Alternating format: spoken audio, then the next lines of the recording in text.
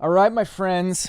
Today I'm going to teach you my method for sales, which has made us millions of dollars over the last 6 years. And it's a very passive approach to sales. Now, there is a lot of strategy that goes into it, but it's a very passive approach. It's about rapport building and then asking the right questions. And if you do this right, your prospects, the leads that you have, the people that you get on calls, won't feel like you're selling them. They won't feel like you're pressuring them into something that they don't need. So, that said, let's just dive right into it. This is pretty comprehensive, so I have a bunch of notes, and I feel like I've got to I got to go through this kind of step by step because there's a lot that goes into it, and because I'm doing this like stream of consciousness type of approach, I'm just gonna look over at my screen over here and read some things off, and then I'll kind of I'll elaborate on those as we're going. Okay, the first thing that I do anytime I get on a call. Well, let's talk about before getting on the call.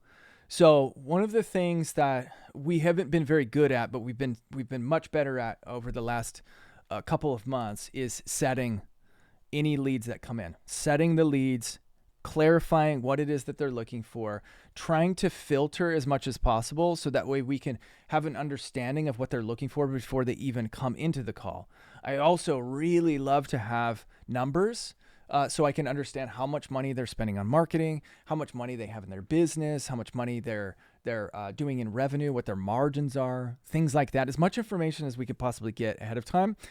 We also follow up with calls like a couple of days before the call, right before the call, 24 hours before the call. Make sure you follow up with people a couple of times between the time they set the appointment with you, the sales call. And again, I'm talking about sales call. I'm not talking necessarily about like in person or anything like that because I don't have experience with that anyway. So we're talking internet marketing, setting a call, a sales call, and then getting on that call and closing a call all in one fell swoop.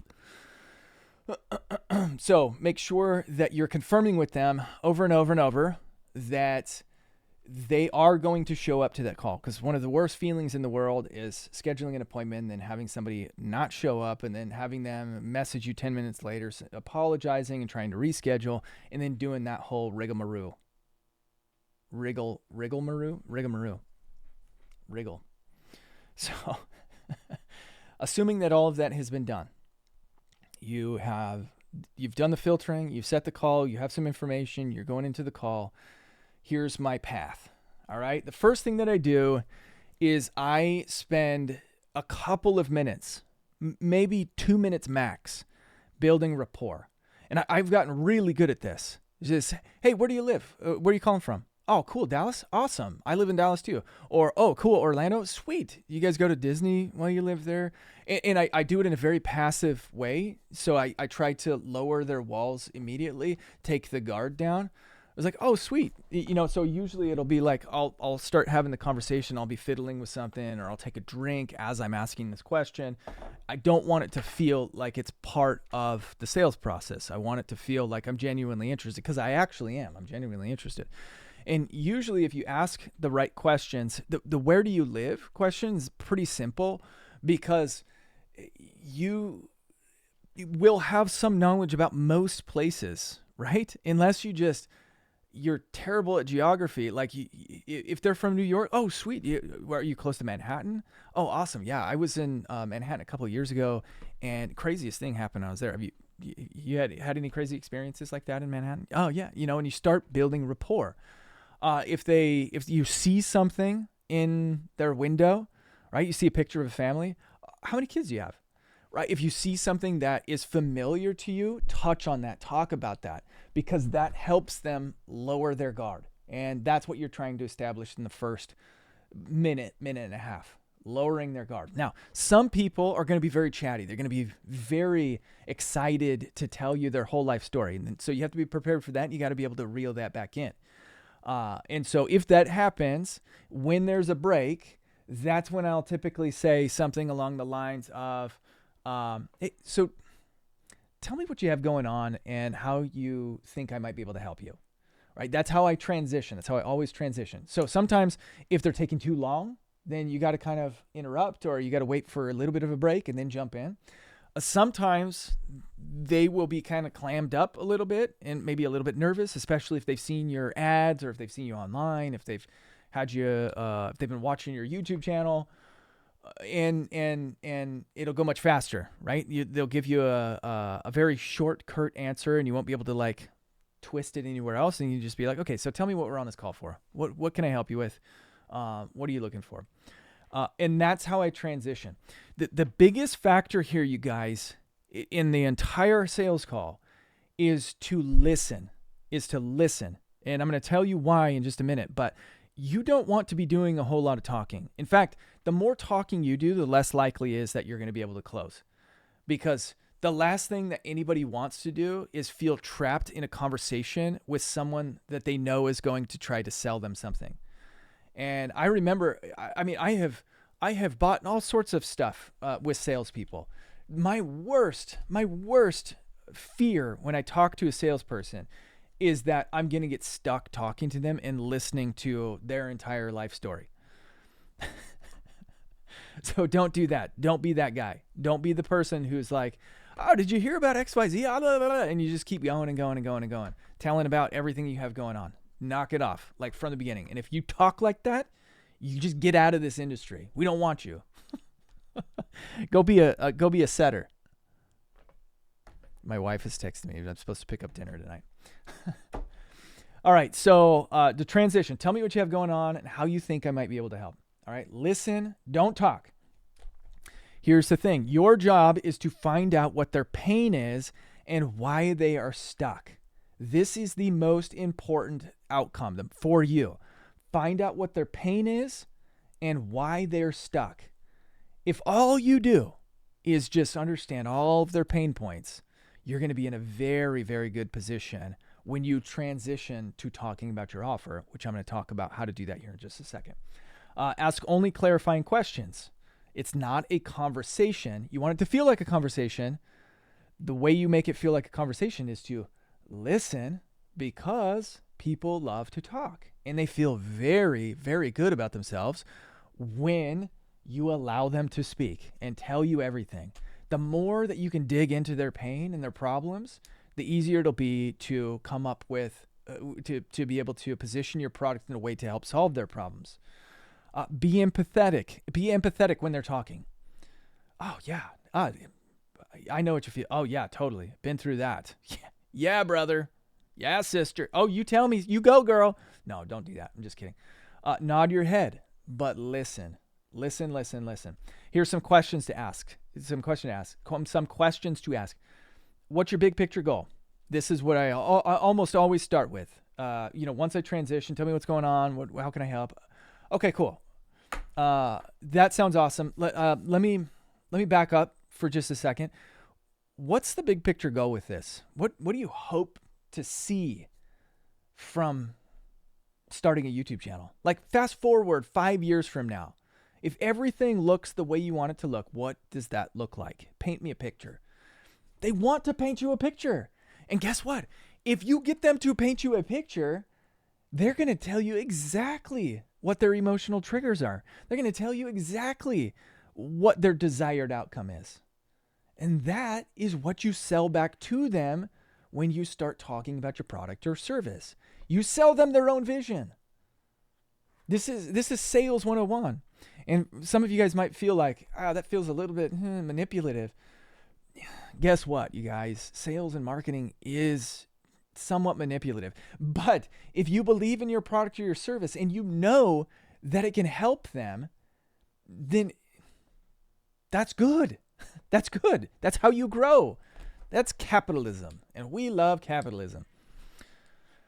All right. The next question, another question that I have that I ask is, why now? Why are you looking at this now? What happened recently that's making you like, hey, I got to do this. I got to lock it in now. That'll get you some great responses. Next question. What have you been doing? What have you been doing, in your life, in your business, in your marketing, on your own to get to this outcome? What have you tried?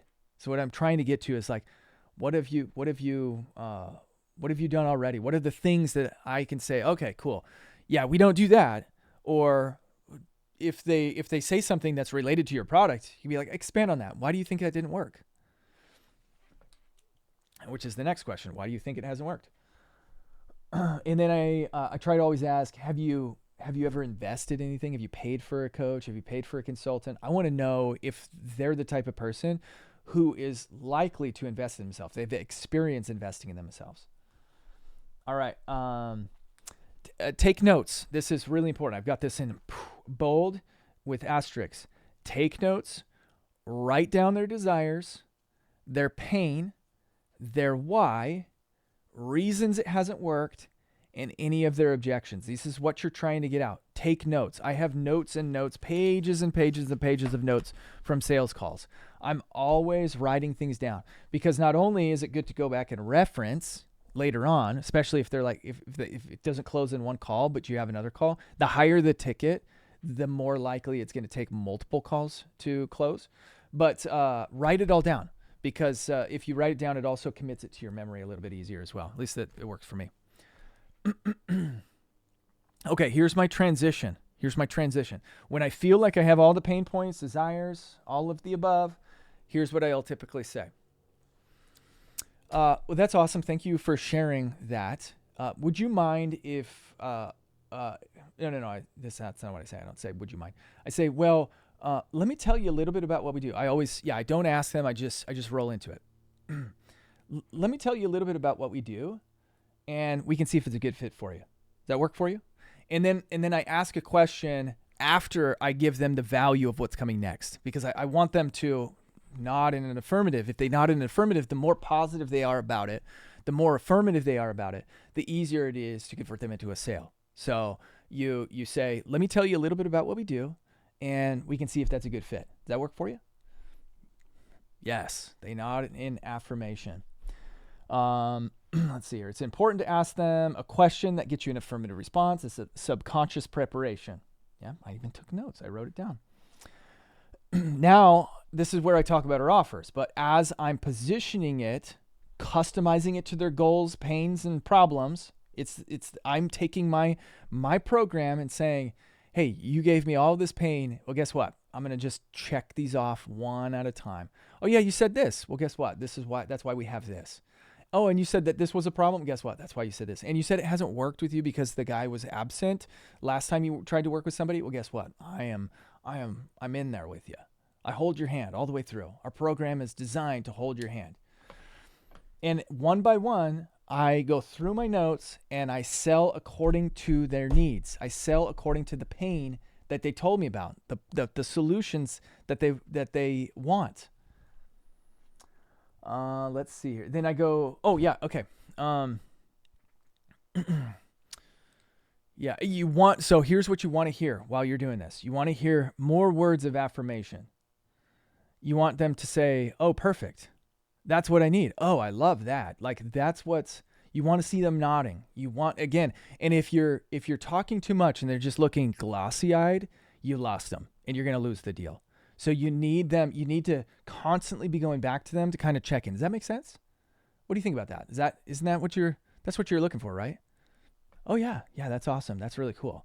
And I mean, never fails. Like every time I get on the call, we're like, oh my gosh, Scott, this is exactly what I need. You're speaking my language. That's exactly what I need. It works. And again, understanding this feels like manipulation, but in reality, again, I know that what I'm selling, when I get on a call and I've gone through all my screening, I know that these are the type of people who need what I'm selling. And they also are going to need a push. And if you don't push them, they're going to get on a call where somebody else is going to push them and they're going to get the sale and you're not. So you have to be okay doing these types of things. I didn't feel great about it for a long time. And then I was just like, I'm going to design my own way. And I feel great about the way that I do it. Okay, I go straight to pricing before I let them ask questions so that when they ask questions, they have all of the context. So as soon as I tell about our product and I sell according to need, I'm like, okay, so here's a breakdown of how much it costs.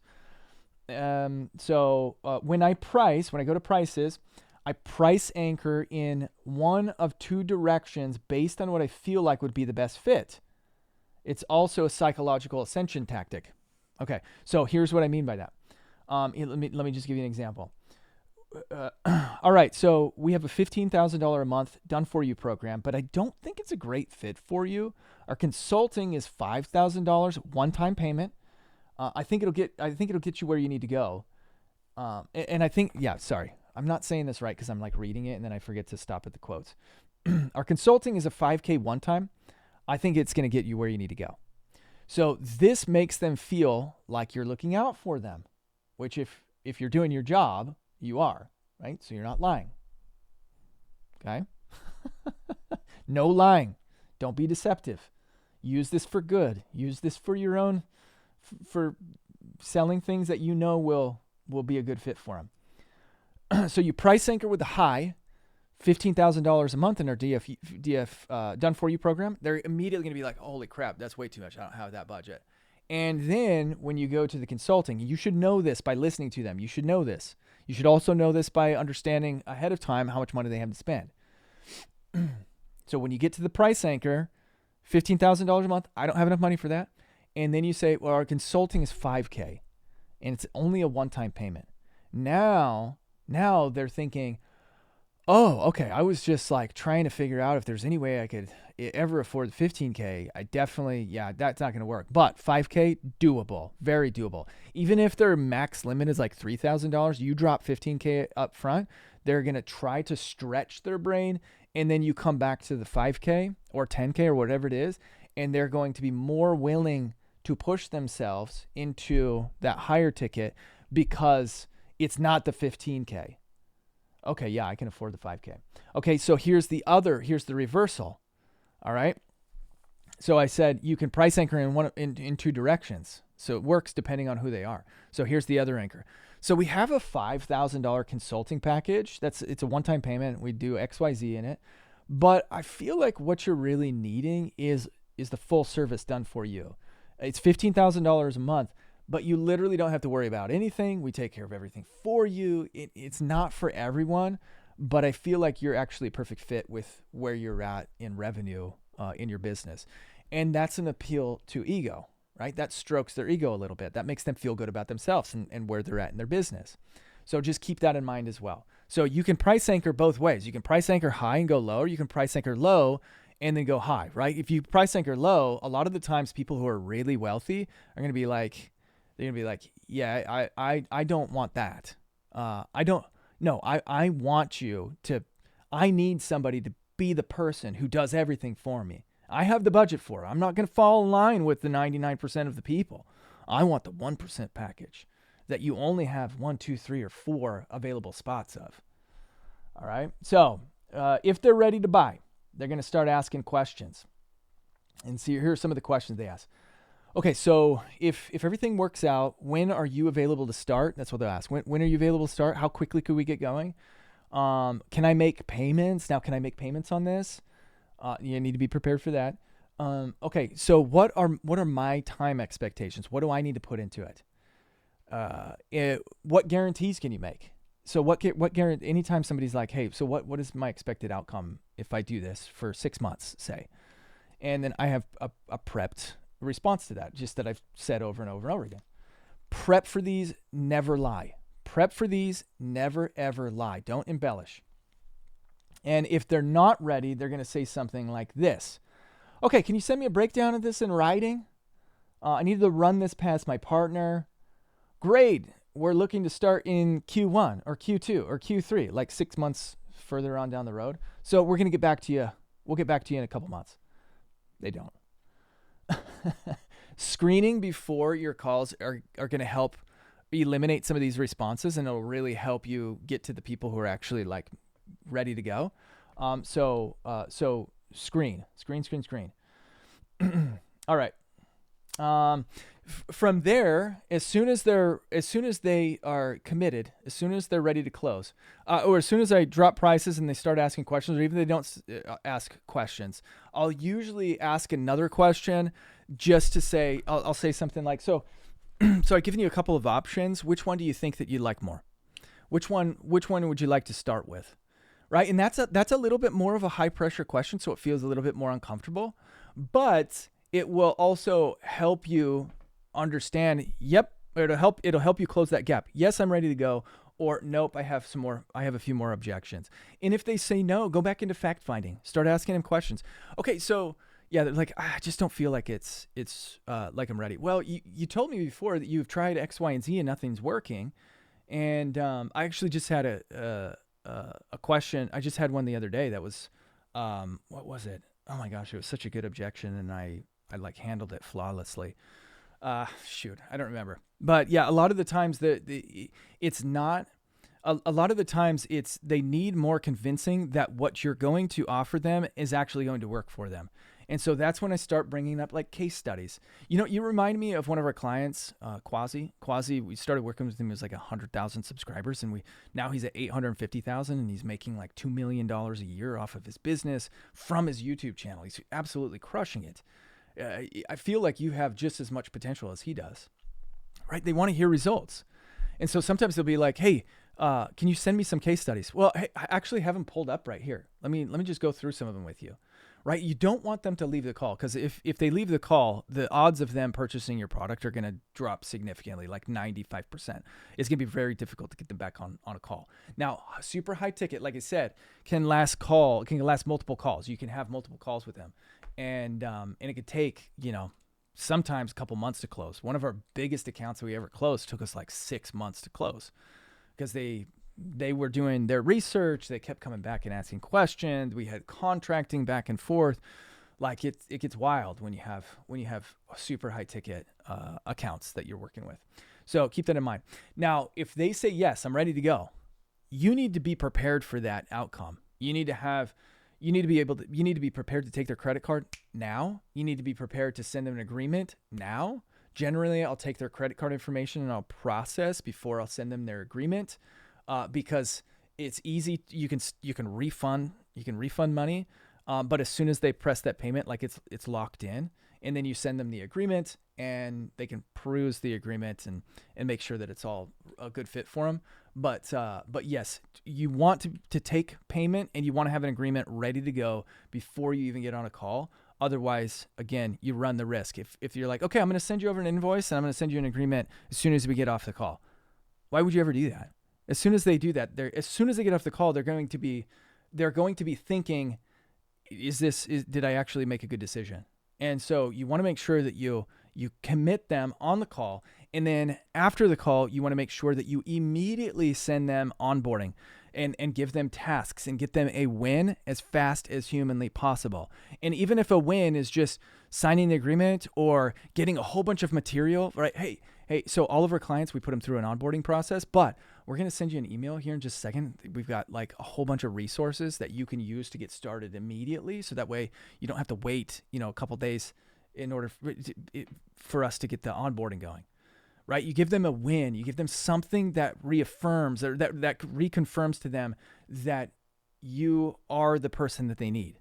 The better you have those systems put in place, the easier it is for you to sell, and the easier it is for you to retain clients. Okay? 23 minutes. This is a good one. If you have any questions, leave them in the comments below. Love you guys. Thank you very much for being here. Appreciate you. And I hope all this content is amazing. You just got my whole sales process. That's great. All right. See you on the next one later. Bye.